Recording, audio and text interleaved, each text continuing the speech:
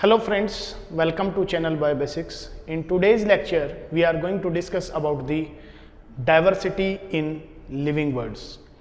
Diversity in living words को हम biodiversity भी कह देते हैं because we know that कि जो bio है, bio का मतलब होता है life और diversity का मतलब होता है different forms. तो कितनी अलग फॉर्म में लाइफ पाई जाती है उसको हम जब स्टडी करते हैं तो वो कहलाता है biodiversity. So it is the occurrence of varieties of life form. कितनी डिफरेंट वेरिएशंस में लाइफ पाई जाती है वो कहलाता है biodiversity. They are differing in morphology. Size अलग हो सकता है, कलर अलग हो सकता है. They can be differ in physiology. उनकी फिजियोलॉजिकल जो एक्टिविटीज़ हैं वो अलग हो सकती हैं और उनका हैबिटेट भी अलग हो सकता है. सो ये different forms of the life is known as biodiversity. So ये पॉइंट इंपॉर्टेंट है कि maximum biodiversity is found in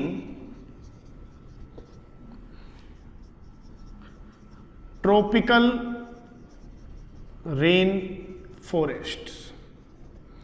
अगर सेकंड मैक्सिमम पूछा जाए that is found in coral reefs. अभी तक जितनी वैराइटीज हमें मिली हैं these are 1.7 to 1.8 million different forms of life are present on earth. Earth पर अभी तक 1.7 to 1.8 मिलियन डिफरेंट वैराइटीज मिली हैं जिनमें से 1.25 मिलियन एनिमल्स को बिलोंग करती हैं और 0.5 मिलियन प्लांटे को बिलोंग करती हैं. और इस 1.25 मिलियन में से भी जो मैक्सिमम वैरायटी है दैट इज अप्रोक्सीमेटली 1 मिलियन वो बिलोंग करती है इंसेक्टा क्लास को, जो कि आर्थ्रोपोडा की एक क्लास है. इट मींस जो सबसे ज्यादा डाइवर्सिटी है वो इंसेक्ट्स के अंदर पाई जाती है. अब इतनी सारी डाइवर्सिटी को समझने के लिए या इसकी नॉलेज रखने के लिए हमें एक सिस्टम को बनाना होता है और वो सिस्टम कहलाता है systematica. So in systematica we arrange different forms of the life in different groups. Life की डिफरेंट फॉर्म्स को समझने के लिए हमें उन्हें अलग अलग कैटेगरीज में कैटलॉग करना होता है जिससे हम उनको आसानी से समझ पाएं, स्टडी कर पाएं या याद रख सकें. इसीलिए यहां पर एक टर्म यूज की गई है और वो टर्म है सिस्टमैटिक्स. क्या होता है systematics? The cataloguing, it means grouping living things into categories.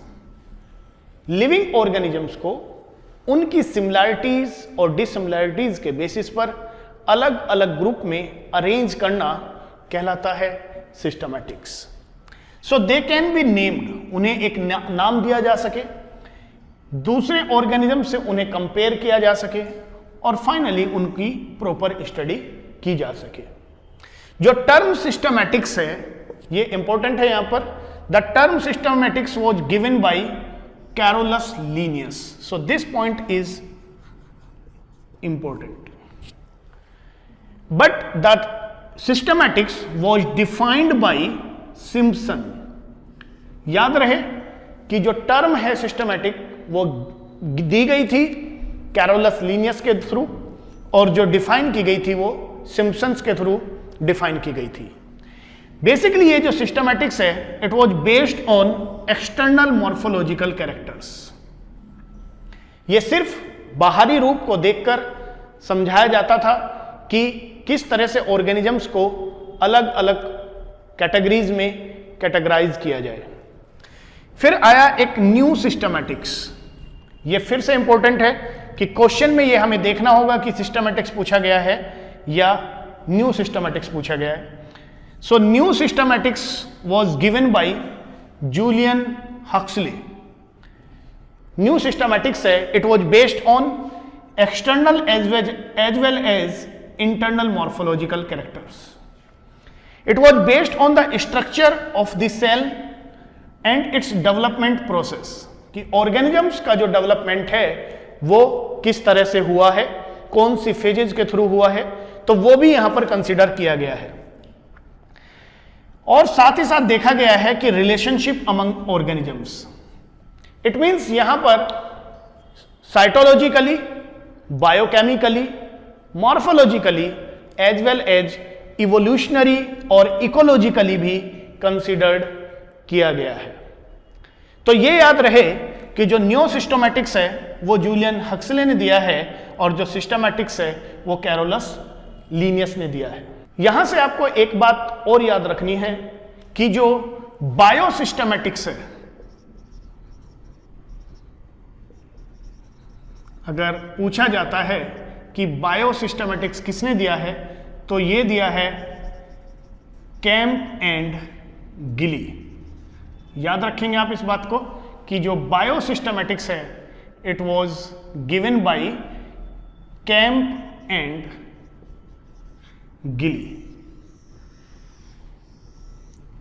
Systematics given by Carolus Linnaeus, new systematics given by Julian Huxley and biosystematics given by Camp and गिली।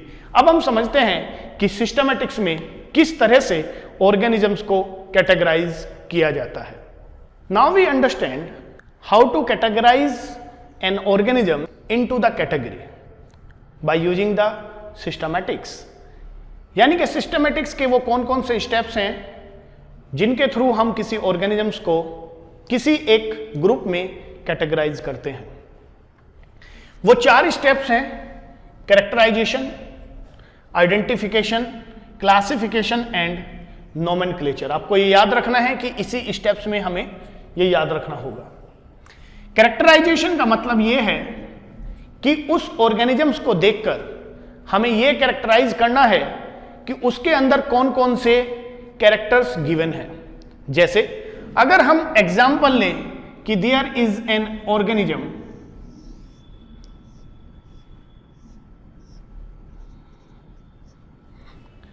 सो यहां पर हम उसको आइडेंटिफाई करेंगे कि this organism has 2 eyes, 2 hands, 2 legs, 1 abdomen, 1 नेक।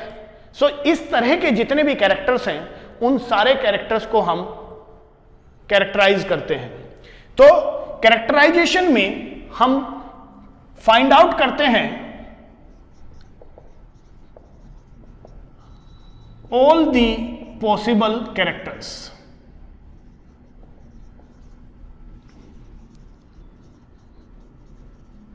जितने भी characters हो सके उनकी स्टडी करते हैं हम कैरेक्टराइजेशन के दौरान। दूसरा हमारा ऑप्शन आता है आइडेंटिफिकेशन। आइडेंटिफिकेशन में हम यूज करते हैं टैक्सोनोमिक कीज। टैक्सोनोमिक कीज क्या होती हैं कि वो पर्टिकुलर कैरेक्टर्स जो ऑलरेडी हमने ग्रुप्स में डिवाइड करने में यूज कर रखे हैं। सपोज हम बात करें कि हमने कहा कि आर्थ्रोपोडा, तो हमें पता है कि आर्थ्रोपोडा की अपनी एक स्पेसिफिक कैरेक्टरिस्टिक है और वो है जॉइंटेड लेग्स। सो जॉइंटेड लेग्स यहां पर क्या हुए, वो एक टैक्सोनोमिक कीज हो गए। हमने प्लांट्स को डिवाइड किया है, these are the seedless plant. और these are the seed bearing plants. So यहां पर ये जो कैरेक्टर है, ये कैरेक्टर एक की तरह से काम करता है, या हम इस तरह के बहुत सारे कैरेक्टर्स हैं जिनको हम कीज के तौर पर यूज करते हैं क्लासिफिकेशन के टाइम पर। तो यहां पर इस आइडेंटिफिकेशन में we use the taxonomic keys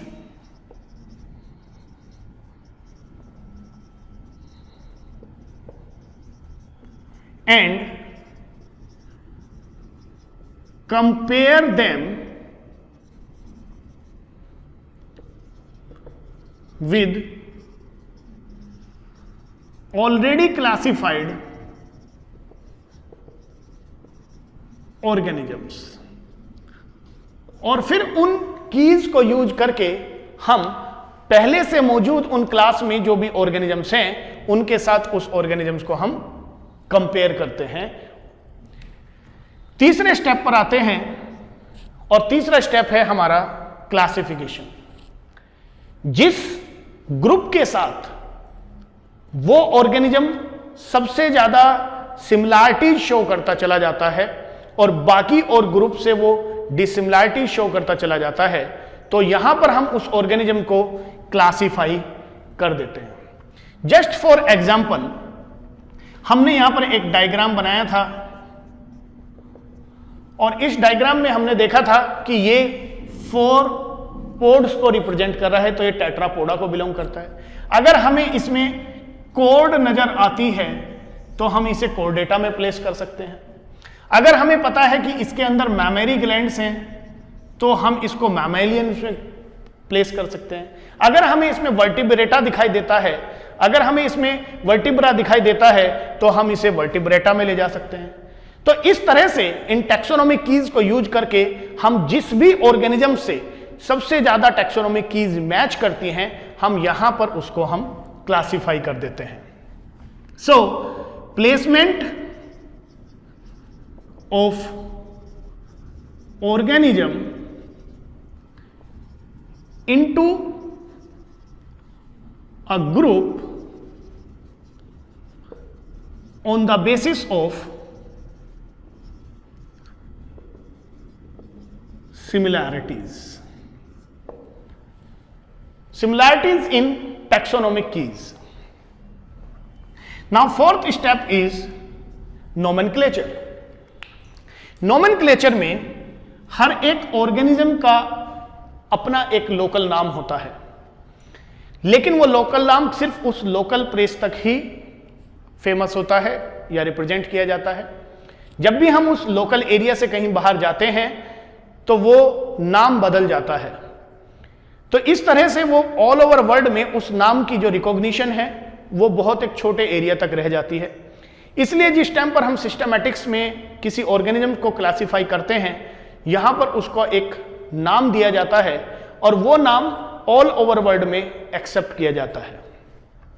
so it is represented by a unique name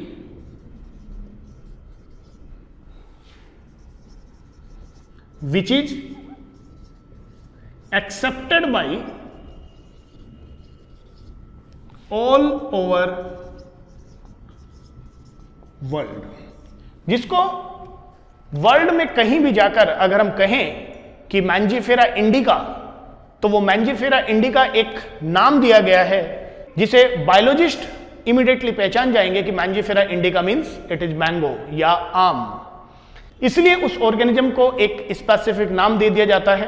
तो यानी कि यहां पर हमने उसका क्या कर दिया है, एक नामकरण कर दिया गया है, that is known as nomenclature. Now we understand about the taxonomy. Taxonomy क्या है? Taxonomy is a kind of systematics, is a branch of biology in which we classify the organisms, living organisms, on the basis of similarities and dissimilarities. यानी कि life science की वो branch जिसके अंतर्गत हम living organisms को अलग अलग क्लास में, अलग अलग ग्रुप में, अलग अलग कैटेगरी में डिवाइड करते हैं, क्लासिफाई करते हैं, वो कहलाता है टैक्सोनॉमी। ध्यान रहे इस बात को, टैक्सोनॉमी के दौरान हम क्या करते हैं, हम करते हैं क्लासिफिकेशन ऑफ द ऑर्गेनिज्म। किस बेसिस पर? On the basis of similarities and dissimilarities. किस ऑर्गेनिज्म में कौन कौन सी टैक्सोनॉमिक कीज सिमिलर हैं और कौन कौन सी टैक्सोनॉमिक कीज डिसिमिलर हैं, उसके आधार पर जब हम उनको ग्रुपिंग करते हैं वो कहलाता है taxonomy. It deals with the rules and principles. कुछ रूल्स और प्रिंसिपल्स को फॉलो किया जाता है जिस टाइम पर हम ऑर्गेनिजम्स को क्लासिफाई करते हैं। यहां से इंपॉर्टेंट है फिर, the term taxonomy is given by APD condole. जो टर्म है टैक्सोनॉमी वो दी गई है एपीडी कंडोल के थ्रू, और जो फादर ऑफ एंशिएंट, जो पुरानी टैक्सोनॉमी थी, वो उसके फादर हैं थियोफरेस्टस। बिकॉज वी नो दैट कि थियोफरेस्टस ने पहली बार प्लांट्स को कैटेगराइज किया था ट्रीज में, अंडर शर्ब्स में